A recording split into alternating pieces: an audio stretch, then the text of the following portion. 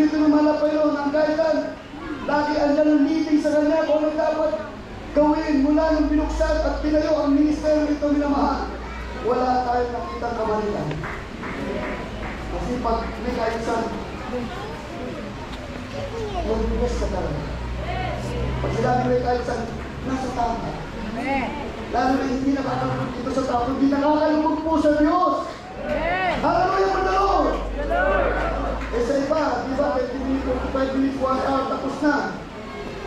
Tapos nahinip pa sila, samantala dito tayo, mahaba na, pero parang kulang pa. Parang di ba tayo kontento dahil masarap magpuli sa Diyos. Ang mahaba. Hallelujah for the Lord! Kaya, hindi po tayo talaga naliligaw. Pinagpala ang ating church, ating malalagawain. Kaya itong tao na Diyos, ang nanguna, nag-lead. Hallelujah for the Lord, na minister ikaw na mahal. Tayo lahat nakapatunay, talagang inayos ang buhay natin sa Diyos. Dahil tayo walang pwede, walang pakinabang, walang pansarili.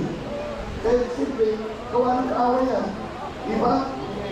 Pagkatuloy na, dalawang uri ng tao na din ang nilikha ng Malapayo.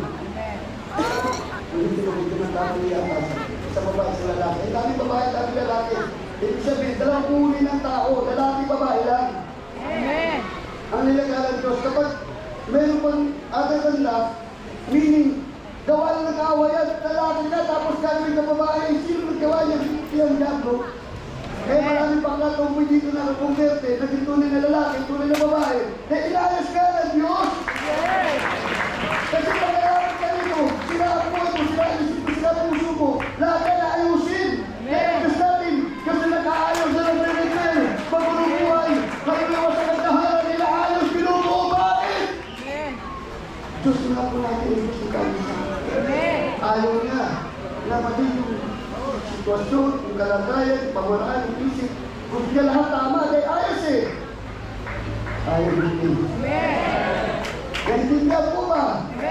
So pag may kaayusan, tama ang ginagawa. Tamang sistema, tamang kabaraan, tamang pag-iisip.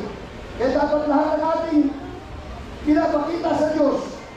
Kasi pag nasa kaayusan, meaning, nagiging katanggap-tanggap at kalugod-lugod sa ating pinakamamalang Panginoon. Praise the Lord! Mamaya, yung idea, knowledge, teaching, reminders, pinamahal, iba na pagkita natin, nakukuha ng narinig po natin ang binubukan, ibigay bang lingkod. Praise the Lord, para magkatuloy kayo ng idea namin. Kasi iba naging desisyon na sila lang mismo mamaya. Kaya dito, ibasa mo na natin sa ito. Sa Rektorong ng Korinto, Kabanata 14, Talata 23. Sapagkat ang Diyos ay hindi Diyos ng kaguluhan, kundi ng kapayapaan, gaya sa lahat ng mga iglesia ng mga banal. Ibasa ko sa loob. Kaya, ma-amaze ka eh. Hahanga ka eh. Dahil sa pamamaraan na tinuro, ating inagit na nung tayo napunta sa gawain ito, na dati ayaw pa natin dahil akala natin kulto, sa demonyo sa kaaway. Yung pala, ito pala talaga totoong gawain ng Diyos. Hallelujah po daw! Dahil kumanda na ang buhay natin, naging maayos nga eh. Lahat na masamang bisyo, lahat na masamang ugali na wala. Dahil pag may masamang ugali ang tao, may mga bisyo, sira ang buhay niya. Hindi ayos, hindi tama. Pero pag nandito na, tulad ko natin, dating ganun po tayo. Dati na sa dilig, ngayon baliwala, pagkulay na pumuhay natin! At dapat tayo puno, pasalamat sa Diyos! Hallelujah po Lord! Kausap ko ating pusisipan na mahal. Gawin kausap ko Muslim, papunta ko ng Pilipino. Yung driver ng Grab. Grabe pa na ko, pala. Hindi makisa ng relihin na yun. Pag-ulit ko lang gawin, walang nangyayari sa kanila. Naninindigan sila sa reliyon nila, pero walang nangyayari yung masinabi kong himala. Na nangyayari dito, first of all, so ibig sabihin kulang. Walang nangyayari siya sa doktrina at isipan at sa history, doon na sila pumabase. Tayo hindi siya nangyayari sa atin. Kaya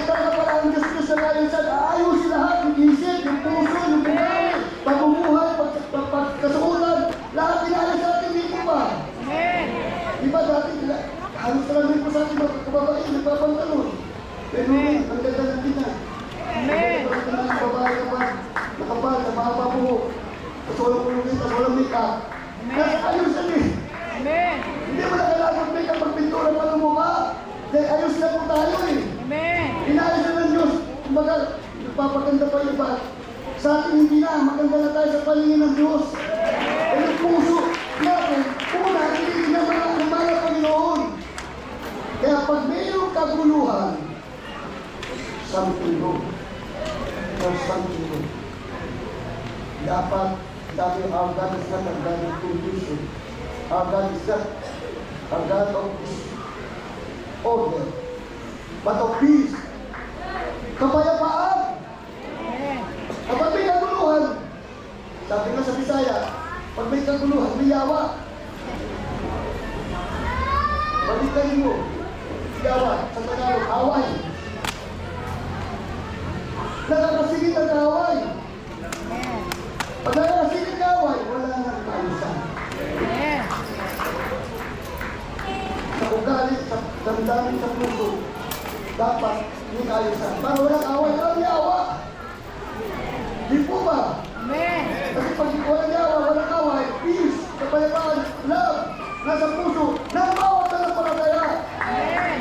Ay ibang kapatilan, lilipat sa ibang fellowship, pero sa dito sino, at kung saan lugar, dahil doon tahimik. Siyempre pag nasa katotohanan ka, bubulin ka ng away. Amen. Pero huwag ka magpagulo. Amen. Kung ginugulo ka, huwag mo tanggapin, bubulin ka. Magpagulo yung ugali mo, mabait ka na. Mag-iiba pa yung ugali mo. Humble ka na. Iba na mo mararamdaman mo. Di po ba? Parang tahimik ko, ba't tahimik? Papaliwanag ka po, pag-iis. Amen. Mag-response praise the Lord. Amen! Amen. Amen! Payapa tayo ngayon. Sa natin yung oras, sa natin yung balong, kung meron kaguluhan, nakakapasok ang away. Nagmahali, huwag natin mapasukin sa away. Amen. Pinintulo na lang Diyos makapasok ang away. Kung talagang sincere, seryoso, concentrated po tayo sa pagdating ng Diyos, wala, hindi natin binibigyan ng space na kapasok ang away, andyan yung pagmamahala. Amen. Andyan yung pagbibigyan. Andyan yung pagmamahala. Eh, Diyos natin yung Diyos ng kanya sarili. Amen. Sino na maging dahilan ng confusion o kaguluhan? Yun ang ginagamit ng away. Amen. Ang galing ko pa rin. Dapat sa Diyos na magpagamit para peace and love, joy, nasa puso ng bawat isa. Amen. Isa tayo dyan eh. Amen? Amen.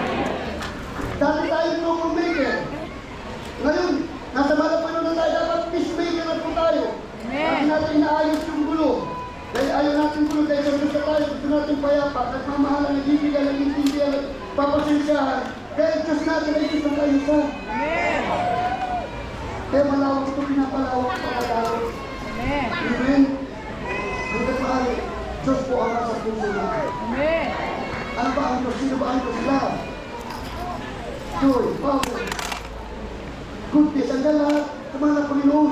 Pag may ibang bagay na nandiyan sa ating damdamin sa puso, nakakasigit ang tao. Amen. Pag pumasok na yung pride, pag pumasok yung authority, yung posisyon, yan, nag-ibang damdamin sa Diyos. Nakakapasok na. At sabi, huwag natin papasukin sa ating puso, ating isip, na ilayas na tayo ng Diyos, huwag natin may tulutan, sirain ulit tayo ng away. Tayo talaga tapos ng away. Kaya ba, para walang away, hindi pa talaga dahil tahimik, walang away sila, walang nag-away sila. Siyempre, hindi ginugulo ng away sila eh. Eh sa kanila, sa away na sila eh. Nakuha niyo po? Ang ginugulo, yun nasa Diyos. Pero pag nasa Diyos ka na, ginugulo ka ng away, yun yung mo. Kaya minsan kasi kayo nakapasok ng away, nakukuha ng prayer. Nakukuha ng pagkabaglaysan, nakukuha ng fasting, nakukuha ng pagsunod sa kalooban ng Diyos. Minsan at sarili na umiiran. Bantayan po natin. Kasi huwag hindi natin mabantayan. Makapasok na away, guguloyin po tayo. Ano gusto natin? Magulo o payapa? Taas ang kamay ng payapa. Hindi na kasi bawat mamaya. Baka sumasang tayo lang kayo ng payapa. Pero, diba? At sa sarili mo dapat masaya ka. E gawain mo wala. Sa ilalim sa tayo ng Diyos. Payapa na tayo. Kaya tayo noon.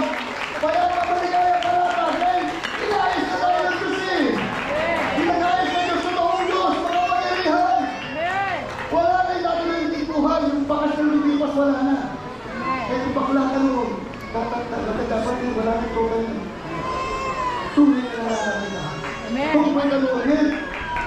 babae ka na, wala na kahit katitin. Amen. Eh, inayos na tayo ng Diyos. Huwag natin sabihin, mali pag-ayos. Tama ang pag-ayos ng Diyos sa atin. Amen. Kaya, pinahintulutan natin ulit pumasok yung naninira. Ang naninira, hindi Kristiyano, ang naninira, demonyo. Amen. Ang problema sa ibang Kristiyano, sinisira sa kapwa ng Kristiyano, dahil pinasok ng demonyo, nagagalit doon sa Kristiyano ng sinisira. Hindi niya alam. Dapat alam po natin na ang demonyo ang kaway natin. So hindi natin dapat kalabanin o magalit tayo sa kapatid natin na ginagamit ng kaway para sirahin ka. Ang gawain ng diablo yan, Manila, pumatay yung musa ng panampalataya ng Kristiyano. Pero tayo still dapat, lalo na naturuan na tayo natin mga magmula sa mga gawin ng dito ba? At ang mga sinasayo, kung talaga sa pagipagin, baka natin dito sa mundo, nandyan talaga yung normal. Kaya ang malaban, pagpupuri, pray, kapuspusan ng banal na Espiritu, lagi dapat tayo mapuspos. Hindi lang dito ka, nagpupuri, masamba, iba yung isip mo, iba yung puso mo, iba yung harang yung ginagawa mo. Taliwas, so wala sa kayo sa ginagawa mo. Dapat, from the beginning, from the start,